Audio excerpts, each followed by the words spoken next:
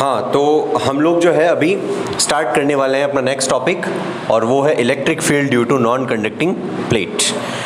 जो अपनी प्लेट है नॉन कंडक्टिंग, ये मैंने लेट कर लिया। एक हमारे पास ये नॉन कंडक्टिंग प्लेट है, देखो ये नॉन कंडक्टिंग शीट है, ठीक है। इस नॉन कंडक्टिंग शीट की क्या खासियत है? पहली बात, ये नॉन कंडक्टिंग शीट है, इसका मतलब इसका जो डाइलेक्ट्रिक कांस्टेंट होगा, जो रिलेटिव परमिटिविटी होगी, वो बहुत ज़्यादा है, ठीक है। और आपको तो ये शुरुआत से पता ही है कि जिसकी रिलेटिव परमिटिविटी ज़्यादा होती है, जिस किसी भी मटेरियल की रिलेटिव परमिटिविटी बहुत ज़्यादा होती है, उसकी इंसुलेटिंग यानी कि नॉन कंडक्टिंग प्रॉपर्टी उतनी ही अधिक होगी। तो अगर मान लीजिए मैंने इसको चार्ज दिया, जैसे लेट अस कंसीडर मैंने इसको चार्ज किया, और चार्ज करने के बाद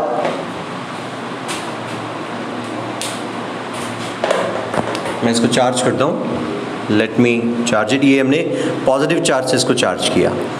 तो पहली बात, क्योंकि ये नॉन कंडक्टिंग सरफेस है, तो नॉन कंडक्टिंग होने की वजह से क्या होगा कि हम लोग इसमें दोनों तरफ इलेक्ट्रिक फील्ड निकालेंगे, है ना। सिमेट्री से इस तरफ भी इलेक्ट्रिक फील्ड निकालेंगे और इस तरफ भी इलेक्ट्रिक फील्ड, दोनों तरफ इलेक्ट्रिक फील्ड निकालेंगे। तो इलेक्ट्रिक फील्ड निकालते वक्त हम लोगों को ये ध्यान रखना है कि हमें क्या गिवन है और क्या क्वांटिटी नहीं गिवन है। जो क्वांटिटी हमें गिवन है, जैसे मान लीजिए मैं यहाँ पे जो क्वांटिटी गिवन होगी वो होगी आपके पास कि आपके पास इसकी चार्ज डेंसिटी गिवन है। चार्ज डेंसिटी कितनी है इसकी? सिग्मा। हम यहाँ पे लिख देते हैं डेटा के तौर पे, चार्ज डेंसिटी। तो इसकी जो चार्ज डेंसिटी है वो कितनी है? सिग्मा है, यानी इसके ऊपर चार्ज है सिग्मा। इसका एरिया यानी कि जैसे इसका जो क्षेत्रफल है वो है इसका क्षेत्रफल, यानी एरिया जो है वो है इसका ए है। तो हमने मान लिया, हमने लेट किया इस पे, माना कि इसके ऊपर कुल आवेश का जो परिमाण है, यानी कि जो टोटल चार्ज की जो वैल्यू है वो है Q। तो let the lumina is charged by Q charge. इसके ऊपर टोटल Q चार्ज है, हमने ऐसा मान लिया, ठीक है, सही है। तो इसके ऊपर हमारे पास टोटल Q चार्ज है। तो अगर मेरे पास इसके ऊपर टोटल Q चार्ज है, तो इसका मतलब जो सिग्मा है मेरे पास, वो सिग्मा की वैल्यू क्या हो गई? Q अपॉन A, ठीक है। ये अपने को रिमेंबर रखना है। इसका एरिया A है, टोटल एरिया A है, और मुझे यहाँ पे एक पॉइंट है इस जगह पे, इस जो लुमिना है उस लुमिना की डिस्टेंस इस पॉइंट से R है। तो R डिस्टेंस पे मौजूद इस पॉइंट पे हम लोगों को क्या निकालना है? इलेक्ट्रिक फील्ड निकालना है। ये P पॉइंट है, यहाँ पे इलेक्ट्रिक फील्ड हम लोगों को कैलकुलेट करना है। तो इस जगह पे ये जो इलेक्ट्रिक फील्ड है ये हम लोग कैसे कैलकुलेट करेंगे? तो मैंने आपको बताया है, क्योंकि एक ओपन सरफेस है, ये क्लोज सरफेस नहीं है। तो क्लोज सरफेस नहीं है तो हम लोगों को क्या करना पड़ेगा? क्लोज सरफेस नहीं होने के कारण हम लोगों को इसको क्लोज सरफेस बनाने के लिए यहाँ पे एक गाउसियन सरफेस बनानी पड़ेगी। तो गाउसियन सरफेस हम लोग पहले बना लेते हैं। तो गाउसियन सरफेस कैसी होनी चाहिए भाई? सिमेट्रिक होनी चाहिए। तो सिमेट्रिक मतलब सममित, दोनों तरफ से एक जैसी। तो मैं क्या करता हूँ, एक सिमेट्रिक गाउसियन सरफेस बनाने के लिए इसके अंदर, इस पेज के अंदर, या ये जो एक क्या है, गत्ता ही तो है, ये पेज ही तो है, उस पेज में मैं क्या करता हूँ, एक सिलेंडर डालता हूँ। सिलेंडर मतलब एक बेलन। वो बेलन क्या करेगा? इधर से भी बाहर निकलेगा, इधर से भी बाहर निकलेगा। आधा बेलन इधर रहेगा, आधा बेलन, यानी आधा सिलेंडर इधर रहेगा और आधा सिलेंडर उस तरफ। तो ये एक सिलेंडर मैंने बनाया।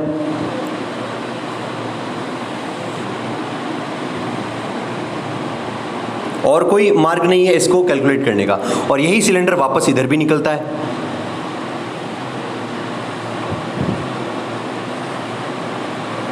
पीछे की तरफ इमेजिन कर पा रहे होंगे आप लोग कि ये एक सिलेंडर है जिसने क्या किया है, इस कागज़ को दोनों तरफ से छेद दिया है, ठीक है। मतलब इधर से ये सिलेंडर इसमें एंटर करता है और इधर से ही निकल जाता है। तो इस सिलेंडर के अंदर टोटल 3 सरफेस होगी। अभी देखो तुम्हें समझ में, अभी देखो तुम्हारे जो है, तुम तीनों के हिसाब से अगर देखूं तो ये अभी तुम्हारे दिमाग में एकदम से नहीं आएगा, ठीक है। अभी मैं इसके पहले थोड़ा इलेक्ट्रिक फ्लक्स पढ़ाऊंगा, उसके बाद अभी तुम्हें सिर्फ ये देखना है कि क्या मैं ये कर सकता हूँ, ठीक है। तो तुम्हारे पास ये सरफेस नंबर, यहाँ हम लोग इसको लिख देते हैं सरफेस नंबर 1। यहाँ हम लोग ये जो दूसरी सरफेस, सिलेंडर में टोटल कितनी सरफेस होती है? 3 सरफेस।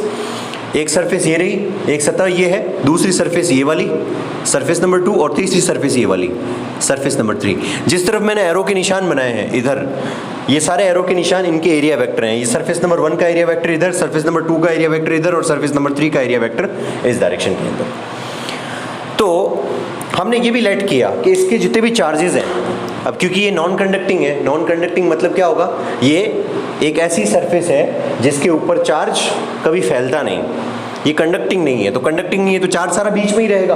अगर चार्ज बीच में रहेगा तो आधा इलेक्ट्रिक फील्ड इधर भी बनेगा और कुछ इलेक्ट्रिक फील्ड इधर भी बनेगा।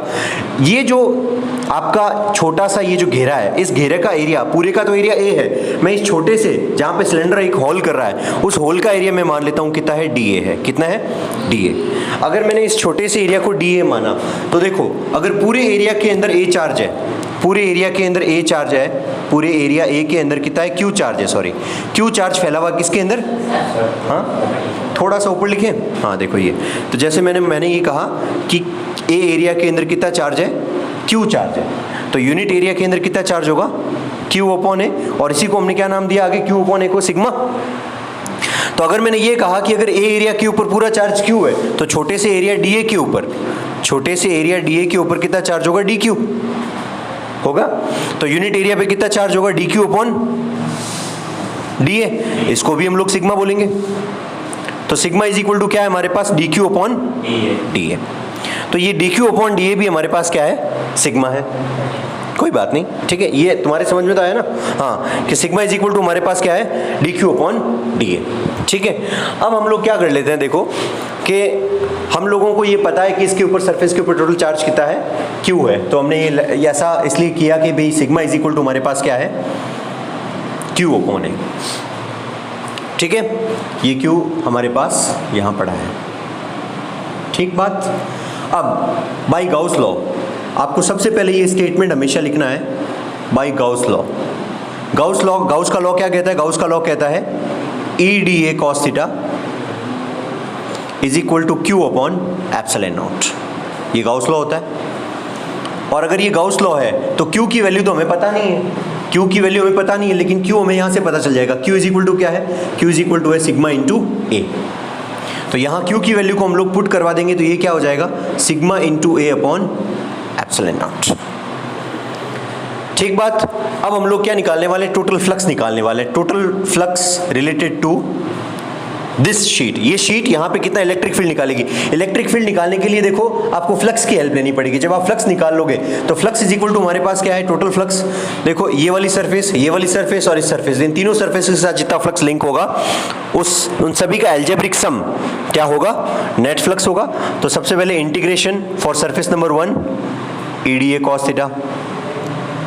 अब मुझे बताना सरफेस नंबर 1 इधर है और इलेक्ट्रिक फील्ड भी इधर है, दोनों के बीच में एंगल कितना, 0 डिग्री, तो ये कॉस 0 डिग्री हो गया। फिर plus integration surface number 2 E D A cos, देखो सरफेस नंबर 2 इधर है और इलेक्ट्रिक फील्ड इधर है, तो दोनों के बीच में एंगल कितना हो गया, 90 डिग्री। फिर प्लस इंटीग्रेशन सरफेस नंबर 3 ई डी ए, सरफेस नंबर 3 ये रही, इधर जा रहा है इलेक्ट्रिक फील्ड और इसका भी इलेक्ट्रिक, देखो इधर ये जो सरफेस है, इस सरफेस से इलेक्ट्रिक फील्ड इधर भी निकल रहा है और इधर भी निकल रहा है, ऊपर नीचे नहीं जा रहा, इधर और इधर दोनों तरफ इलेक्ट्रिक फील्ड निकल रहा है। तो इधर इस सरफेस के साथ भी 0 डिग्री है और इस सरफेस के साथ इधर भी कितना है, cos 0 डिग्री। तो cos 0 तो हो गया 1 और cos 90 क्या हो गया, 0। तो ये हमारे पास क्या आ जाएगा, phi E is equal to ये 1 ये 0, तो हमारे पास सिर्फ सरफेस नंबर 1 बचेगी यानी ई डी ए, प्लस और एक सरफेस नंबर 2 बचेगी यानी ई डी ए। हाँ, सरफेस नंबर 3 बचेगी। तो दो ही सरफेसेस हमारे काम आएगी यहाँ पे, सरफेस नंबर 1 और सरफेस नंबर 3। इनके अलावा जो सरफेस नंबर 2 है वो हमारे कोई काम की नहीं, क्योंकि यहाँ पे 90 डिग्री एंगल बन गया था। ठीक है, अब देखो जरा, अब यहाँ पे ये जो दो वैल्यूज है हमारे पास ई डी ए, ये दोनों मिलकर क्या हो जाएगी, 2 ई डी ए बन जाएगी, दोनों एक ही है। ठीक है, एरिया भी एक ही टाइप का लगता है, तो इसका मतलब फाई ई, तो इसका मतलब ये क्या बन जाएगा, एक मिनट जरा थोड़ा सा वापस हम लोग देख लेते हैं। हाँ, तो ई डी ए और ई डी ए, यहाँ पे इलेक्ट्रिक फील्ड तो कांस्टेंट है, इलेक्ट्रिक फील्ड बाहर आ जाएगा दोनों में, इंटीग्रेशन सिर्फ किसका, डी ए का, फिर इधर भी इंटीग्रेशन किसका, डी ए का। तो एक्चुअली ये जो दोनों डी ए मिलाएंगे तो सारे के सारे डी ए मिलके क्या हो जाएंगे, ए हो जाएंगे। तो ये क्या हो जाएगा, 2 इंटू ई इंटू ए। ये जो टोटल फ्लक्स होगा उस फ्लक्स की वैल्यू क्या होगी, 2 ई ए। हाँ, डी भाई डी ए भाई डी ए क्या था, ये एक छोटा सा एरिया था। हाँ नहीं, छोटा सा था, ऐसे छोटे छोटे सारे मिलाएंगे तो पूरा एरिया आ जाएगा अपने पास। भाई सबको हम लोग इंटीग्रेट कर रहे हैं ना, इंटीग्रेट का मतलब क्या होता है, जोड़ना होता है। हाँ, D A plus D A ऐसे कितने डी ए इसके ऊपर, एन डी ए हैं, उन सभी एन डी ए को हम लोग जोड़ेंगे तो हमारे पास टोटल क्या आ जाएगा, ए। तो हमारे पास टोटल एरिया कितना आया ए, इधर भी ए इधर भी है, ए प्लस ए 2EA, ई प्लस कितना गया 2EA, ठीक है। अब ये किसके इक्वल है, ये तो फ्लक्स है, और फ्लक्स हमारे पास किसके इक्वल था, Q अपॉन एप्सिलॉन नॉट के बराबर था, तो हमने इसको Q अपॉन एप्सिलॉन नॉट के बराबर किया। Therefore 2EA is equal to क्या हो जाएगा, Q अपॉन एप्सिलॉन नॉट, और हमें पता है Q अपॉन एप्सिलॉन नॉट की वैल्यू किसके बराबर है, sigma A upon epsilon not, तो मैंने ये लिखा हाँ sigma A upon epsilon not, ठीक है। तो यहाँ पे ए से ए कैंसल आउट हुआ, तो इलेक्ट्रिक फील्ड ई की वैल्यू कितनी आई, तो हमारे पास इलेक्ट्रिक फील्ड ई की वैल्यू आती है 2 नीचे आ जाएगा, तो ये बच जाएगा आपके पास सिग्मा अपॉन 2 है epsilon not, sigma upon 2 epsilon not. अभी जो ये क्वांटिटी आई हमारे पास इलेक्ट्रिक फील्ड, ठीक है, ये इलेक्ट्रिक फील्ड जो है सिग्मा अपॉन 2 एप्सिलॉन नॉट हमारे पास आता है, और सिग्मा अपॉन 2 एप्सिलॉन नॉट ये किधर का इलेक्ट्रिक फील्ड है, ये इधर का भी है और इधर का भी, नेट इलेक्ट्रिक फील्ड है जो ये शीट बनाएगी आपकी पूरी, ठीक है। तो ये गाउस लॉ का एक एप्लीकेशन था।